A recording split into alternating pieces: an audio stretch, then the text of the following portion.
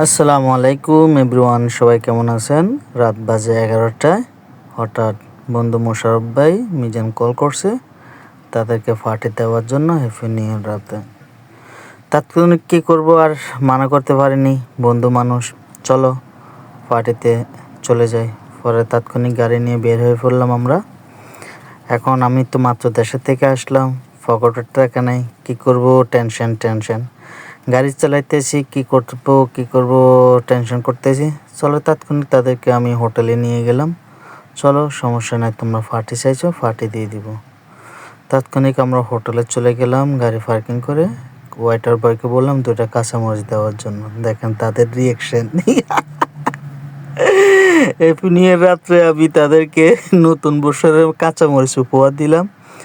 তাৎক্ষণিক ওরা বললো, ওকে তুমি আর খাওয়ান লাগবে না, বুঝতে পারছি তোমার কাছে টাকা নাই, আমরা তোমাদেরকে খাওয়াবো। পরে দেখেন তাদের রিয়েকশন, আমারও রিয়েকশন অনেক হ্যাপি, তারাও অনেক খুশি। ওরা বুঝতে পারছে আমি তো এখন মাত্র দেশের থেকে আসলাম। ধন্যবাদ বন্ধু মোশারফ।